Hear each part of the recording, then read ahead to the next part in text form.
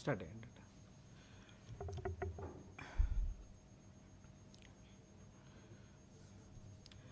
നമ്മളെ Karunam A creative help desk എന്ന് പറയുന്ന ഒരു സ്ഥാപനത്തിൻ്റെ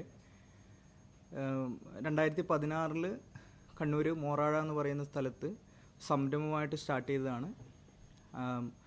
കൂടുതലായിട്ട് രംഗകലകൾ, അതേപോലെ തന്നെ എയിം ചെയ്യുന്നത് കൂടുതലായിട്ട് നമുക്ക് പല ആൾക്കാരും പല പേയ്മെൻറ്റിൻ്റെ കാര്യങ്ങൾ അങ്ങനെയുള്ള മറ്റ് ഇഷ്യൂസുകളുള്ളത് കൊണ്ട് പല കുട്ടികൾ അല്ലെങ്കിൽ താഴെയുള്ള കുറച്ച് ഫാമിലീസുകളൊക്കെ അല്ലെങ്കിൽ പല കാര്യങ്ങളും ചെയ്യാൻ പറ്റുന്ന ഇന്നവർക്കേ ചെയ്യാൻ പറ്റുള്ളൂ, നമുക്കൊന്നും ഇത് പറ്റില്ല എന്നൊക്കെ ചിന്തിക്കുന്ന തരത്തിലുള്ളവരെ സഹായിക്കുക എന്നുള്ള കൂടി ലക്ഷ്യത്തോടു കൂടിയിട്ടാണ് നമ്മൾ ഇങ്ങനെ ഒരു സംരംഭം സ്റ്റാർട്ട് ചെയ്തത്. 2018 സുനിൽ സുഗത മാഷ്, സിനിമ നാടക പ്രവർത്തനായ മാഷാണ് കരുണം അത് അനൗൺസ് ചെയ്തത്. പിന്നെ അതിൻ്റെ പ്രവർത്തന രീതികളിലേക്ക് പോയി ബിൽഡിങ് അങ്ങനെയുള്ള കാര്യങ്ങളൊക്കെ ചെയ്യുന്നുണ്ടായിരുന്നു. ഈ കൊറോണ വന്ന സമയത്ത് നമുക്കത് കുറച്ചൊന്ന് സ്റ്റോപ്പ് ചെയ്യേണ്ടി വന്നു. അത് കഴിഞ്ഞ് വീണ്ടും നമ്മൾ സ്റ്റാർട്ട് ചെയ്തു. അതിനിടയിൽ നടത്തിയിട്ടുള്ള കുറച്ച് കാര്യങ്ങൾ എന്തൊക്കെയാണെന്ന് വെച്ച് കഴിഞ്ഞാൽ, ഒരു സ്റ്റേറ്റ് ലെവൽ മൈം കോമ്പറ്റീഷനാണ് ആദ്യമായിട്ട് നടത്തിയത്. അത് മൈം എന്ന് പറയുന്ന മൂകാഭിനയം എന്ന് പറയുന്നത് സ്കൂൾ ലെവലുകൾ മാത്രമേ ഉള്ളൂ എന്ന് പറയുന്ന ചിന്തയിൽ നിന്ന് വ്യത്യസ്തമായിട്ട് നമ്മളൊരു സംസ്ഥാന തലത്തിലേക്ക് അത് മൂകാഭിനയ മത്സരം നടത്തി. പിന്നെ ഒരു അച്ചീവായിട്ട് ചെയ്തിട്ടുള്ളത് 2018 തന്നെ കലാഭവൻ നൗഷാദ് മാഷൊക്കെയുണ്ട്.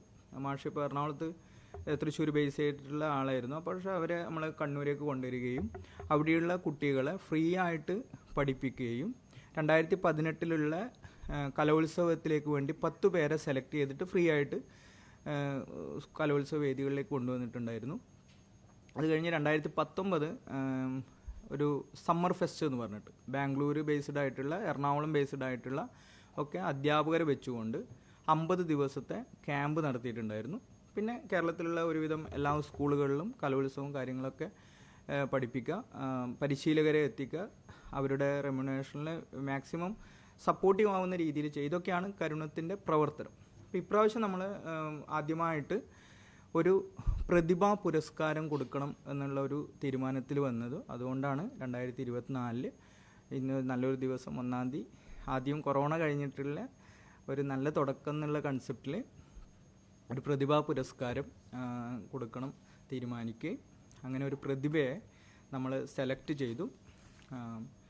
അഡ്വക്കേറ്റ് താര NS-നെയാണ് പ്രതിഭാ പുരസ്കാരത്തിന് വേണ്ടിയിട്ട് ആദ്യ പുരസ്കാരമാണ് സെലക്ട് ചെയ്തിട്ടുള്ളത്. കൃത്യമായിട്ട് നമ്മൾ സ്ത്രീ ശാക്തീകരണം, അതേപോലെ സമത്വം എന്നൊക്കെ പറയുന്ന രീതികളിലേക്ക് പോകുന്നത്. അതുകൊണ്ട് തന്നെ ഒരു സ്ത്രീയെ ചെറുപ്പം മുതൽ അവരുടെ കാലഘട്ടങ്ങളിൽ സ്കൂൾ തലങ്ങളിൽ നിന്ന് പിന്നെ ആ കോളേജ് തലത്തിൽ നിന്ന് പിന്നെ അവരുടെ ഫാമിലി ലൈഫ് അങ്ങനെയൊക്കെ ഉണ്ടാകുമ്പോഴും അവർ കൃത്യമായിട്ട് അതിനെ മോണിറ്റർ ചെയ്യുകയും അതിലിപ്പോഴും രംഗകലകളിൽ അല്ലെങ്കിൽ എല്ലാത്തിലും വളരെ ഇമ്പോർട്ടൻ്റ് ആയിട്ട് നിൽക്കുന്ന ഒരു മേഡമാണ്. അപ്പോൾ അവരെയാണ് നമ്മളിപ്രാവശ്യം സെലക്ട് ചെയ്തിട്ടുള്ളത്. ഇപ്പോൾ അവസാനമായിട്ടുള്ള അവരുടെ പൊസിഷനിൽ സംഗീത നാടക അക്കാദമീൻ്റെ ഇതിലും കൂടി പൊസിഷനുണ്ട്. പിന്നെ വൈലോപ്പള്ളി സംസ്കൃത ഭവൻ, അതേപോലെ ജനറൽ കൗൺസിൽ അംഗം, നിർവാഹക സമിതി അംഗത്തിലൊക്കെയാണ് താര മേഡം. ത്തിൻ്റെ ഇപ്പോഴത്തെ പ്രസൻറ്റ് പോണ്ടിച്ചേരിയാണ് ഇപ്പോൾ ഫാമിലിയായിട്ട് താമസിക്കുന്നത്. അവരെയാണ് നമ്മൾ ഈ പ്രതിഭാ പുരസ്കാരത്തിന് സെലക്ട് ആക്കിയിട്ടുള്ളത്. അപ്പോൾ 10,001 രൂപയും അതുപോലെ തന്നെ കരുണത്തിൻ്റെ ഒരു പ്രത്യേകതയായിട്ട് രീതിയിൽ സ്പെഷ്യലായിട്ട് ചെയ്യുന്ന ഒരു ഫലകവും സർട്ടിഫിക്കറ്റുമാണ് നമ്മൾ കൊടുക്കുന്നത്. പിന്നെ എല്ലാവരും പ്രതിഭാ പുരസ്കാരങ്ങൾ അനൗൺസ് ചെയ്ത് കഴിഞ്ഞാൽ ആ പ്രതിഭയോട് ഒരു സ്ഥലത്തേക്ക്, ഒരു ഫംഗ്ഷൻ നടക്കുന്ന ഒരു സ്ഥലത്തേക്ക് വരികയും അവർ ചിലപ്പോൾ അവരുടെ ചിലവ് കാര്യങ്ങളൊക്കെ വഹിച്ചിട്ടായിരിക്കും അവിടെ എത്തുന്നത്. ഇതിപ്രാവശ്യം വ്യത്യസ്തമായിട്ട് ചെയ്യണമെന്ന് ആഗ്രഹിക്കുന്നു. അവരിയ്ക്കുന്നിടത്തിലേക്ക് നമ്മൾ കമ്മിറ്റികൾ പോകുക. അവരിപ്പം പോണ്ടിച്ചേരിയാണ് താമസിക്കുന്നത്, ഹസ്ബൻഡിൻ്റെ വീട്ടിലാണ്. അപ്പോൾ അവിടത്തേക്ക് നമ്മുടെ കമ്മിറ്റികൾ പോവുകയും അവരുടേതായ ഒരിടത്തിൽ നിന്നുകൊണ്ട് ഇത് കൈമാറുകയും ചെയ്യണമെന്നാണ് ആഗ്രഹിക്കുന്നത്. ഒരു വിശേഷ ദിവസം അല്ലെങ്കിൽ അടുത്തുള്ള ഒരു ദിവസം തന്നെ ഡേറ്റ് തീരുമാനിച്ച് അറിയിക്കുന്നതായിരിക്കും. ഇത്രയും കാര്യങ്ങളാണ് ഇതിനെക്കുറിച്ച് പറയാനുള്ളത്.